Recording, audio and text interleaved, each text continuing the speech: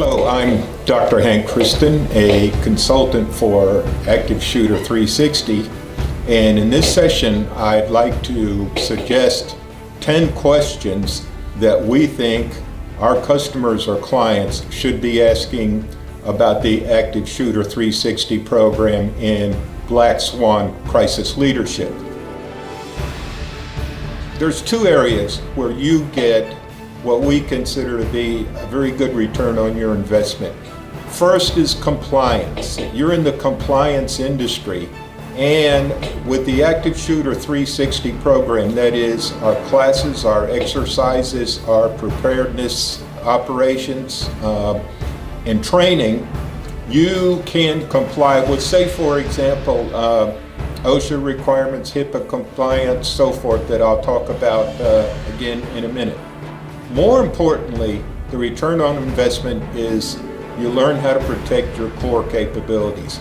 And of course, the two most prominent core capabilities that we work with you on is employee safety, security, patient safety, and visitor safety.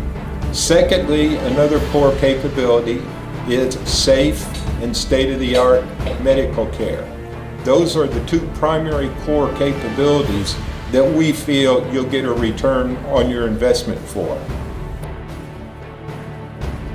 In this case, our program emphasizes compliance with various areas, such as a HIPAA risk analysis that we can assist you with.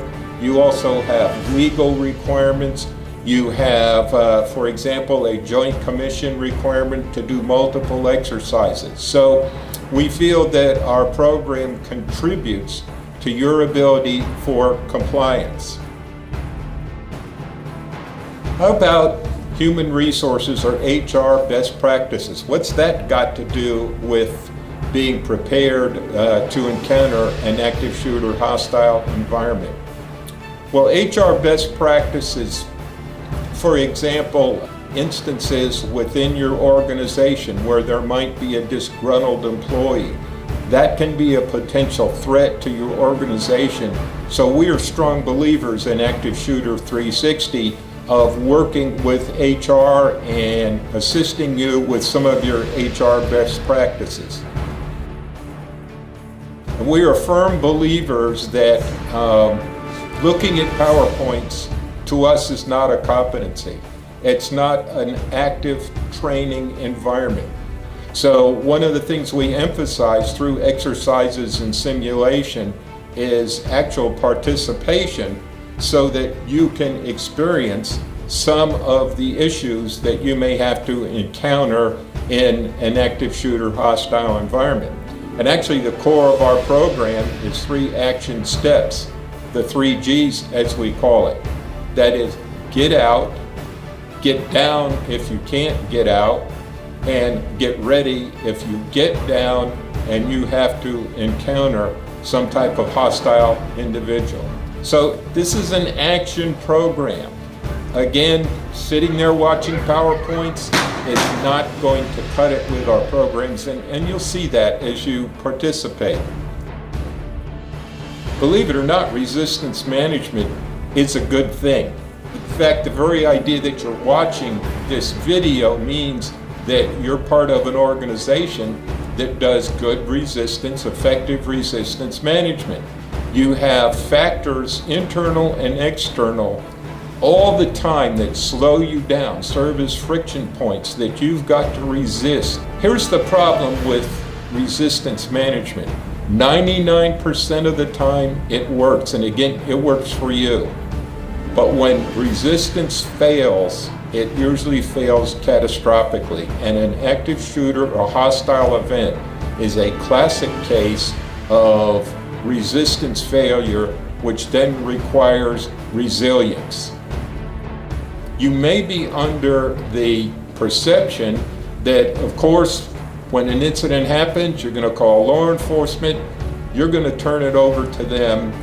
But what we emphasize in our training and in our exercises and simulations, you also have an active management process that you're engaged in. And yes, some of these incidents take place and they're over in 5 or 10 minutes, but it may take weeks or months to manage the outcomes so that you have a positive way of bringing back your core capabilities that were degraded during the incident.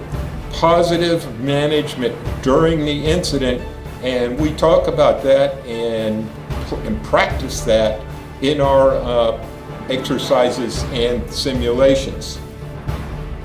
We go over procedures on what to tell them, what to explain. It's very similar to a couple of years ago when the Federal Bureau of Investigation came out with a set of procedures and a checklist on how to handle a bomb scare, what questions to ask and what information to tell to 911. We go over the same thing. We do some exercises so that in the unfortunate event that you would have an active shooter hostile event take place, you'll know what questions the dispatchers are going to ask you, and hopefully you may have some answers that can assist them in their initial response. We believe in engaging with your risk management people and developing a prevention plan and an exercise plan and an analysis of your particular risks. So, in other words, we're aware of the risk management concepts that are involved here and some of the risk management capabilities that you have, and we're a firm believer in integrating and enhancing your risk management capabilities. We do exercises and simulations where you're the managers of the incident. You look at vital signs from a management perspective. You try to develop a sense-making process. You decide and you respond. You'll get to do that. And that's how we measure your competencies and how we train those competencies. So we're a firm believer in competency-based training.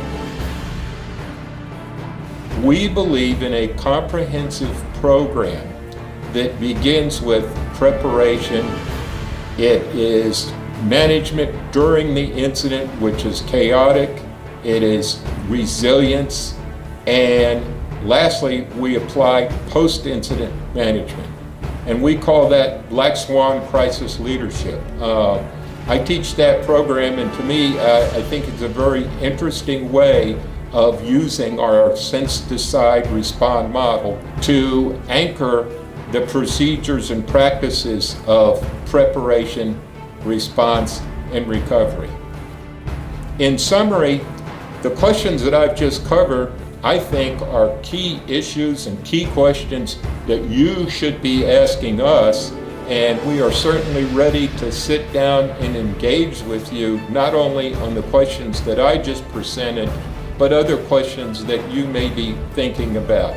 And that's our first step. Before we walk into a classroom, before we get you in an exercise, we want to make sure that we've addressed your questions, and more importantly, we have translated your questions into objectives so that when we complete the program, you know and we know that those objectives have been met.